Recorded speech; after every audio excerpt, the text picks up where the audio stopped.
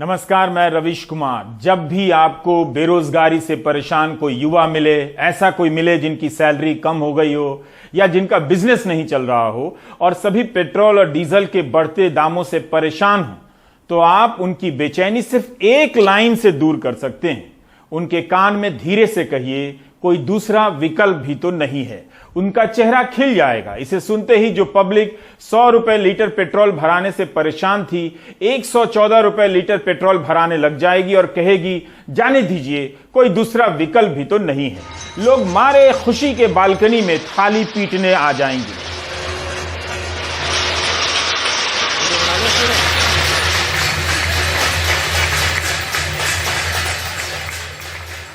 आखिर भारत की गरीब निम्न मध्यम वर्गीय जनता ने 114 से 119 रुपए लीटर पेट्रोल भराकर इस बात को साबित किया है कि अगर कोई दूसरा विकल्प ना हो तो वह 200 रुपए लीटर पेट्रोल आराम से खरीद सकती है। इतनी समझदार जनता को मंत्री भी वही बात समझा रहे हैं कि पेट्रोल और डीजल पर टैक्स इसलिए अधिक है क्योंकि मुफ्त वैक्सीन दिया जा रहा है, मुफ्त अनाज दिया जा रहा है। करोड़ों रुपए खर्च कर देश भर में लगे इस होर्डिंग ने जनता को ठीक से समझाया है कि टीका मुफ्त लगा है और इसके लिए धन्यवाद मोदी जी कहना है। तभी पेट्रोलियम मंत्री हरदीप सिंह पुरी ने याद दिला दिया कि यह इतना भी मुफ्त नहीं है। पेट्रोल और डीजल पर टैक्स इसलिए अधिक है क्योंकि टीका मुफ्त है, अनाज मुफ्त है। 6 महीने के दौरान हुए पेट्रोल, डीजल, रसोई गैस, सरसों तेल के दाम और अन्य चीजों की महंगाई का खर्चा जोड़िए। आपसे कह रहा हूं, पता चलेगा कि आपने कई हजार रुपए इसके नाम पर सरकार को दे दिए, जबकि 500,000 का टीका लगा लेते तो वो सस्ता पड़ता। Now, I'm not the finance minister, therefore I don't think that's an appropriate answer for me to give. But all I can tell you, and because it's relevant here, that the 32 rupees a litre that we collect provides us the ability to provide all these welfare services, including 1 billion vaccine. मतलब गरीब की ऊपर वाली जेब से 100 रुपया निकालकर नीचे वाली जेब में 10 रुपया डालकर सरकार कह रही है हम उनका कल्याण कर रहे हैं। मंत्री जी अगर यही बात कॉरपोरेट को कहते कि हमने जो टैक्स कम किया था आपका, उसे फिर से बहाल कर रहे हैं ताकि गरीब जनता को ज्यादा राहत दे सके, लेकिन वे ऐसी बात कभी नहीं करेंगे। सरकार यह नहीं बता रही कि कितने लोगों ने पैसे देकर टीके लगाए हैं, उसके पास डेटा नहीं है। सरकार यह बात कैसे कह सकती है? प्राइवेट सेक्टर के लिए 25% का कोटा तो सरकार ने तय किया, तो सरकार को कैसे नहीं पता कि कितना टीका प्राइवेट सेक्टर ने लिया? प्राइवेट अस्पतालों में भी टीका लगाने पर सर्टिफिकेट कोविन की साइट से ही मिलता है। तब प्राइवेट अस्पताल क्यों नहीं बता रहे कि कितनों को टीका लगाया? क्या प्राइवेट अस्पताल टीके का रिकॉर्ड ही नहीं रखते हैं? इतना गोरख धंधा चल रहा है इस देश में। भारत बायोटेक और सीरम इंस्टीट्यूट 2 ही तो कंपनियां हैं। क्या 2 कंपनियों से हम ये नहीं जान सकते कि इन्होंने प्राइवेट अस्पतालों को कितना टीका दिया? तो फिर सरकार कैसे कह सकती है कि उसके पास डेटा नहीं है? मगर फ्री वैक्सीन का पोस्टर हर जगह है। जिन लोगों ने पैसे देकर टीके लगाए हैं, क्या उन्हें भी मुफ्त टीका में गिना जा रहा है? ब्रिटेन में उल्टा हो रहा है। ब्रिटेन के 30 करोड़पतियों ने, मिलियनेयर ने सरकार को पत्र लिखा है कि अगर सरकार कोविड की चुनौतियों का सामना करने के लिए पैसे की तंगी का सामना कर रही है तो वह हम अमीरों पर टैक्स बढ़ा दे, कम कमाने वाले और नौजवानों पर इसका बोझ न डाले। गार्डियन में छपी इस खबर को भारत के अमीर पसंद नहीं करेंगे, डिसलाइक करेंगे, और गरीब परवाह नहीं करेंगे क्योंकि वे अच्छी तरह जान गए हैं कि कोई दूसरा विकल्प भी तो नहीं है। खैर, इस खबर के मुताबिक 30 करोड़पतियों ने वित्त मंत्री को पत्र लिखा है कि अमीर ही टैक्स दे सकते हैं, इसलिए अमीरों पर टैक्स बढ़े। अस्पतालों में काम करने वाले कर्मचारियों, सफाई कर्मियों, शिक्षकों पर भार नहीं पड़ना चाहिए। अमीरी पर टैक्स लगाइए। ब्रिटेन के अमीर समझ रहे हैं कि अगर गरीबों पर बोझ पड़ा, आर्थिक असमानता और बढ़ी तो समाज में अस्थिरता फैलेगी, जिससे आर्थिक विकास पर बुरा असर पड़ेगा। इसलिए अमीरों पर टैक्स लगाकर गरीबों का भला किया जाना चाहिए। भारत में गरीबों पर टैक्स का बोझ है, ब्रिटेन में टैक्स का बोझ गरीबों पर ना पड़े, इसलिए अमीर ही मांग कर रहे हैं कि अमीरों पर टैक्स लगाइए। गार्डियन वाली इस खबर को पढ़ते पढ़ते हमें एक आंदोलन के बारे में पता चला, देशभक्त करोड़पति आंदोलन। progresspartners.org पर इस आंदोलन की जानकारी मिली। इसमें कॉरपोरेट से ही जुड़े लोग हैं जो मानते हैं कि जब तक पैसा आम लोगों के हाथ में नहीं पहुंचेगा, अर्थव्यवस्था को गति नहीं मिलेगी। लोगों को गरीब बनाकर अर्थव्यवस्था नहीं चल सकती। इस वेबसाइट पर लिखा है कि हम इस बात को गलत मानते हैं कि अमीर व्यक्ति और कॉरपोरेट टैक्स से बचने के लिए अपनी पूंजी बाहर के देशों में बेनामी तरीके से रखते हैं। इस कारण खरबों डॉलर दूसरे देशों में जमा हैं और असमानता बढ़ती जा रही है। भारत के भी अमीर टैक्स बचाने के लिए भारत से बाहर पैसा भेज रहे हैं, जिसके बारे में कई दिनों से इंडियन एक्सप्रेस में खबरें छप रही हैं।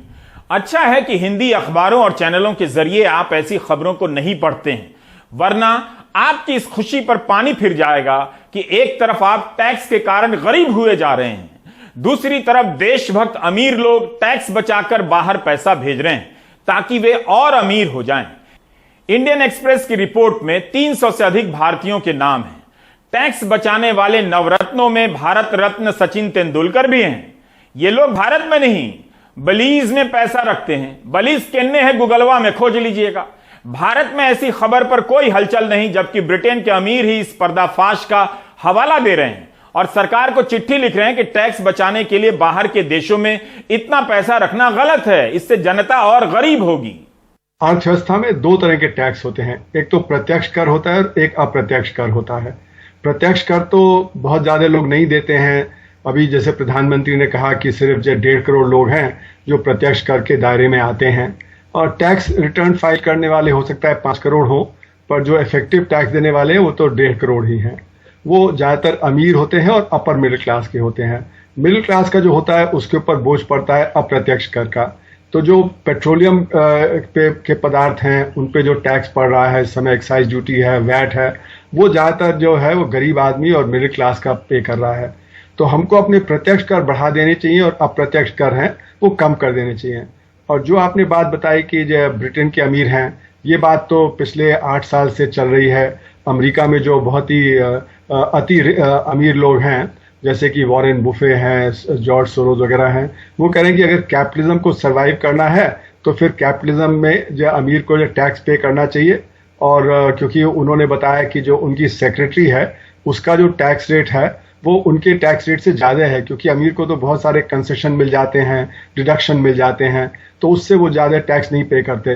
तो ये बात पिछले 8 साल से चल रही है, जिसको जर्मनी के अमीर ने, फ्रांस के अमीर ने, इटली के अमीर ने और अब ब्रिटेन के अमीर ने इसको सपोर्ट किया है। लेकिन हमने देखा कि हमारे देश में ये बात नहीं हो रही है। हमारे यहाँ जो अप्रत्यक्ष कर है उसी पे हम ज्यादा निर्भर हैं, और उसका बोझ तो जो गरीब आदमी है और जो मिडिल क्लास है उसके ऊपर पड़ता है।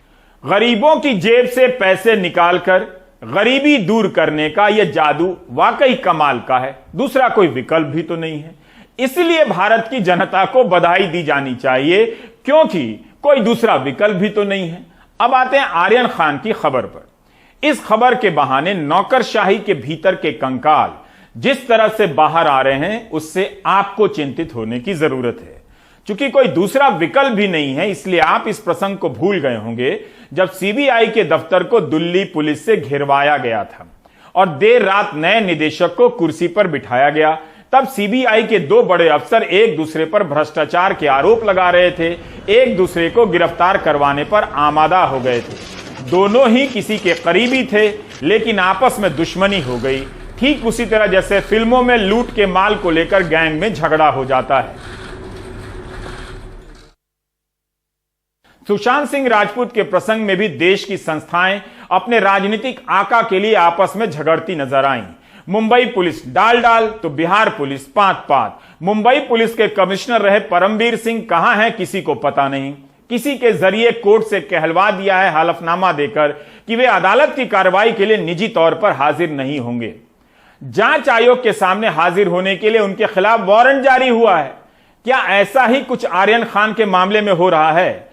हर दिन कुछ नया आरोप आता है और यह मामला और संदिग्ध हो जाता है।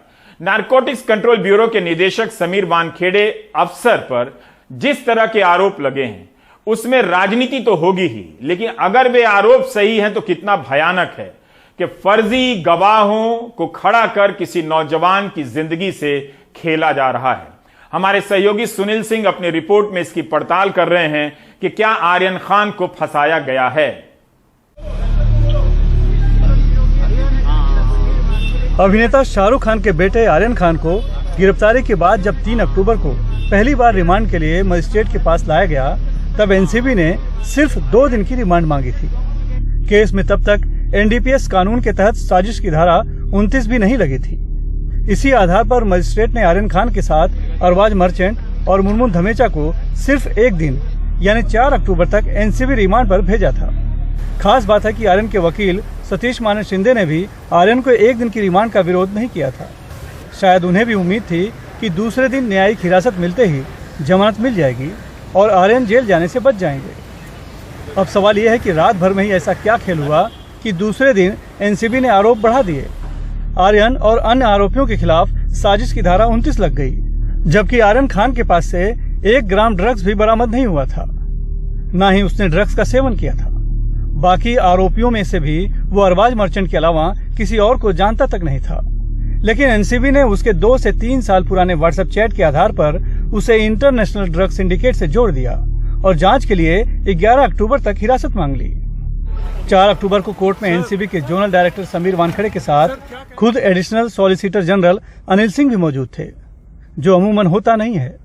नतीजा आर्यन सहित अरबाज और मुनमुन धमेचा की एनसीबी रिमांड 7 अक्टूबर तक के लिए बढ़ गई। हैरानी की बात है कि उसके तुरंत बाद ही इसी केस में आरोपी विक्रांत चोकर, मोहक जायसवाल, इशमित सिंह, गोमित चोपड़ा और नुपुर सतीजा को भी रिमांड के लिए कोर्ट में पेश किया गया, लेकिन तब तक एएसजी अनिल सिंह और जोनल डायरेक्टर समीर वानखेड़े दोनों कोर्ट से जा चुके थे। जबकि एनसीबी की दलील है कि ये सभी आरोपी एक दूसरे से जुड़े हुए हैं और पूरा केस एक है, इसलिए इनकी भूमिका को अलग अलग कर नहीं देखा जाना चाहिए। खास बात है कि उन 5 में से 4 आरोपी वो थे जिनके कॉर्डेलिया क्रूज शिप पर आने की सूचना इन्फॉर्मर मनीष भानुशाली और दागदार पंच किरण गोसावी ने दी थी, और वो चारों ड्रग्स के साथ वहाँ पकड़े भी गए थे। मतलब साफ है कि एनसीबी का पूरा जोर ड्रग कार्टेल्स के आरोपियों की बजाय आर्यन खान की रिमांड बढ़ाने पर दिखा, और जिसका नतीजा भी सामने आया कि पहले मजिस्ट्रेट कोर्ट और बाद में सेशंस कोर्ट ने आर्यन खान की जमानत अर्जी खारिज कर दी। इस बीच अपने दामाद समीर खान की गिरफ्तारी से आहत एनसीपी प्रवक्ता और ठाकरे सरकार में मंत्री नवाब मलिक ने 2 अक्टूबर को हिरासत में आर्यन खान के साथ सेल्फी लेने वाले शख्स किरण गोसावी की असली पहचान उजागर की और मामले में बीजेपी कार्यकर्ता मनीष भानुशाली के शामिल होने का खुलासा कर 6 अक्टूबर को हंगामा बर्पा कर दिया। मनीष भानुशाली दिल्ली में किससे मिल रहा था?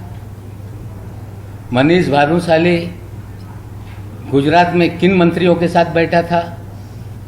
28 तारीख तक मनीष भानुशाली गुजरात के मंत्रालय में क्या कर रहा था? 28 को फिर बंबई आता है, फिर 1 तारीख के दिन फिर गुजरात में मंत्रालय में जाकर राणा नाम के एक मंत्री है उनके साथ बैठक करता है, और 3 तारीख को छापेमारी में लोगों को गिरफ्तार करता है। ये सारे सवाल के जवाब हमें लगता है कि एनसीबी को देना पड़ेगा। एनसीबी ने प्रेस कॉन्फ्रेंस में सफाई दी कि 2 नहीं कुल 9 पंच थे और कानून में स्वतंत्र पंच का प्रावधान है, लेकिन क्या पंच को आरोपी को पकड़ने का अधिकार है? एनसीबी के पास इसका जवाब नहीं था। Small question you should take, sir. If anybody has any reservation, they are free to go to court, seek justice. We will reply to the court. No issues. Sir, but we just want a clarity about it, sir. That under which law, sir? So if you could give us a clarity, sir. Yes, sir. So how can a witness touch any accused, sir? Sir. अब उन्हीं 9 पंचों में से एक Prabhakar cell ने मामले में 25 करोड़ की डील का खुलासा कर समीर वानखेड़े को बैकफुट पर डाल दिया है। प्रभाकर उस दागदार पंच किरण गोसावी का बॉडीगार्ड है जो पुणे में दर्ज धोखाधड़ी के मामले में फरार है। प्रभाकर के मुताबिक 2 अक्टूबर की रात उसके बॉस किरण गोसावी, सैम डिसूजा और शाहरुख खान की मैनेजर पूजा ददलानी के बीच परेल में उस डील के लिए बातचीत हुई थी। किरण गोसावी आर्यन खान के साथ एक गाड़ी में बैठे, साथ में एनसीबी के अधिकारी भी थे। ये सभी एनसीबी दफ्तर पहुंचे। बाद में मैं चलते चलते एनसीबी के दफ्तर के नीचे जाके रुका। लगभग रात 12:45 के आसपास मुझे किरण गोसावी का फोन आया, जिसमें उन्होंने कहा कि समीर वानखेड़े ने तुम्हें बुलाया है, बतौर गवाह तुम्हें पंचनामा पर साइन करना है। मैं ऊपर गया 3री मंजिल पर और मुझसे एनसीबी के अधिकारी ने कहा कि तुम्हें यहाँ दस्तखत करना है। उस समय समीर वानखेड़े वहाँ आए और उन्होंने वहाँ कहा कि इनका साइन लो जल्दी जल्दी। तब उनके अधिकारियों ने कहा कि साहब ये ब्लैंक पेपर है। कम से कम 9 से 10 पेपर पर मुझसे साइन लिया। उन्होंने मुझसे आधार कार्ड मांगा। मैंने कहा कि आधार कार्ड नहीं है मेरे पास। इसलिए मैं तुम्हें वो व्हाट्सएप करता हूँ। उनके नंबर पे मैंने वो व्हाट्सएप किया। सर क्या कहेंगे एलिगेशन सर? एनसीबी के जोनल डायरेक्टर समीर वानखेड़े पर नवाब मलिक और भी कई आरोप लगा चुके हैं। उधर एनसीबी के जोनल डायरेक्टर समीर वानखेड़े अपने ऊपर लगे सभी आरोपों को बेबुनियाद बता रहे हैं। लॉकडाउन के टाइम पे ये जो आरोप लग रहे हैं बिल्कुल गलत आरोप है। आप भी देख सकते हैं कब गया है, हमारे हेडक्वार्टर्स ने एक प्रेस रिलीज भी इशू किया है, तो वो टाइम पे आप खुद वेरीफाई कर सकते हैं लॉकडाउन था नहीं। जैसा कि मैं कह रहा हूँ कि इकोनॉमिक टिकट पे गया हूँ मैं, और ज़्यादा मैं एक्सप्लेनेशन इस पे देना भी नहीं चाहूँगा क्योंकि ये बहुत ही घटिया आरोप है। मतलब ये है कि cruise ship drugs party case अब ड्रग्स के खिलाफ एक सामान्य मामला नहीं बल्कि केंद्र और राज्य के बीच एक राजनीतिक लड़ाई का रूप ले चुका है, जिसमें एजेंसियां मोहरा बनी हुई हैं और बीच में पिस रहे हैं आर्यन, अरबाज और मुनमुन धमेचा जैसे युवा जो गलत समय पर गलत जगह मौजूद थे। अभी मामले की जांच चल रही है और मुकदमे का फैसला आने के बाद ही कोई निर्दोष या दोषी साबित होता है। लेकिन इस मामले में जिस तरह साजिश की कड़ियां जोड़ी जा रही हैं और व्हाट्सएप चैट को एक कथित जुर्म का आधार बनाया जा रहा है, वो दुर्भाग्यपूर्ण है। एनसीबी का दावा है कि अब तक पकड़े गए सभी 20 आरोपी एक दूसरे से जुड़े हुए हैं और ड्रग्स सिंडिकेट का हिस्सा हैं, जबकि हकीकत कुछ और ही सामने आ रही है। सूत्रों के मुताबिक गिरफ्तार 20 आरोपियों में से 4 से 5 ही ऐसे हैं जिनके नाम इन्फॉर्मर किरण गोसावी ने एजेंसी को दिए थे। 3 अक्टूबर को गिरफ्तार दिखाए गए 8 में से 4 आरोपी मोहक जायसवाल, स्मित सिंह, गोमित चोपड़ा और नुपुर सतीजा उन 20 संदिग्ध लोगों में से हैं जिनके नाम किरण और मनीष ने दिए थे, जबकि गोपाल जी आनंद, समीर सहगल, मानव सिंघल और भास्कर अरोड़ा कॉर्डिलर शिप पर पार्टी आयोजित करने वाली इवेंट कंपनी से जुड़े हैं। यहाँ तक कि जिस मुनमुन धमेचा को आर्यन और अरबाज के साथ गिरफ्तार कर पहले दिन कोर्ट में पेश किया गया, वो भी इसके पहले कभी आर्यन या अरबाज को नहीं जानती थी। आर्यन खान के वकील सतीश माने शिंदे कोर्ट में ये कह चुके हैं कि आर्यन को क्रूज शिप में निमंत्रित किया गया था। एनसीपी नेता नवाब मलिक की माने तो आर्यन को क्रूज शिप में बुलाने के लिए दबाव डालने वाले कोई और नहीं बल्कि प्रतीक गाबा, ऋषभ सचदेव और आमिर फर्नीचर वाला थे। 2 अक्टूबर की रात में आर्यन और अरबाज के साथ इन तीनों को भी संदेह के आधार पर टर्मिनल से एनसीबी दफ्तर लाया गया था, लेकिन फिर छोड़ दिया गया। सवाल है, अगर वो 3 इस साजिश का हिस्सा नहीं थे तो अरबाज और आर्यन कैसे हो सकते हैं? सवाल यह भी है कि जब इन 5 का नाम इन्फॉर्मर की संदिग्ध लिस्ट में नहीं था तो फिर इनकी तलाशी क्यों ली गई? क्योंकि एनसीबी खुद कह चुकी है कि सूचना के मुताबिक वो 20 संदिग्धों की तलाश में गई थी। वैसे आर्यन और अरबाज के लीक हुए पंचनामे में लिखा गया है कि अरबाज के हाव भाव पर शक होने की वजह से उसकी जांच की गई। उसके जूते से 5 ग्राम चरस मिलने के बाद आर्यन की भी तलाशी ली गई। आर्यन के पास ड्रग्स तो नहीं मिला, लेकिन उसके व्हाट्सएप चैट में ड्रग्स से जुड़ी बातचीत मिली। एनसीबी के मुताबिक आर्यन के मोबाइल फोन से मिले ड्रग्स से जुड़े व्हाट्सएप चैट उसके खिलाफ एक अहम सबूत है। हालांकि सुप्रीम कोर्ट पहले ही साफ कर चुका है कि सिर्फ चैट के आधार पर किसी को दोषी नहीं साबित किया जा सकता, उसके लिए कोरोबोरेटिव सबूत भी होने चाहिए। नहीं, व्हाट्सएप चैट सबूत के मामले में नहीं माना जाता है। हाँ, लेकिन उसको आप अगर एकदम कुछ स्ट्रॉन्ग चीज अगर रिकॉर्ड पे आ जाए, कोई फोटो, कोई सब्सटेंस, कोई एविडेंस अगर आ गया, then it can be considered. यहाँ पे मेयर चैट्स की बात हो रही है। ऐसा नहीं है कि कोई ड्रग्स का फोटो खींच कर किसी को भेजा हुआ है और बोल रहा है कि ये चाहिए क्या। ये अगर होता तो आज हम शायद इस चीज में रिप्रेजेंट नहीं कर रहे होते। वैसे धारा 67 के तहत दिया बयान भी अब सबूत नहीं माना जाता है जब तक कि उससे कोरोबोरेट करते हुए कोई और सबूत नहीं होते हैं। इस लिहाज से आर्यन ड्रग्स लेता है ये साबित करना भी एनसीबी के लिए मुश्किल होगा। इस बीच मामले में एक नया मोड़ आ गया है। एनसीबी का एक अहम गवाह और धोखाधड़ी के आरोप में फरार किरण गोसावी ने एनडीटीवी को बताया कि वो लखनऊ पुलिस के सामने समर्पण करने जा रहा है। गोसावी ने बताया कि जब से उसका नाम सामने आया है तब से उसे लगातार धमकियां मिल रही हैं और अपनी जान बचाने के लिए वो भागा भागा फिर रहा है। मुंबई से सुनील सिंह, एनडीटीवी इंडिया के लिए।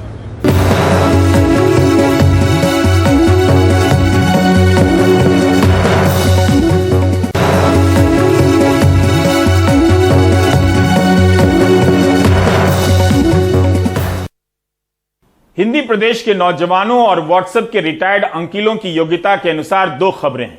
भोपाल में बजरंग दल वाले तय करने लगे हैं कि प्रकाश झा किस तरह की सीरियल बनाएं और बेंगलुरु में चर्च पर हमला होने लगा है। इन 2 खबरों को लेकर हिंदी प्रदेश के नौजवान काफी व्यस्त हो सकते हैं और 118 रुपए लीटर पेट्रोल भरा सकते हैं।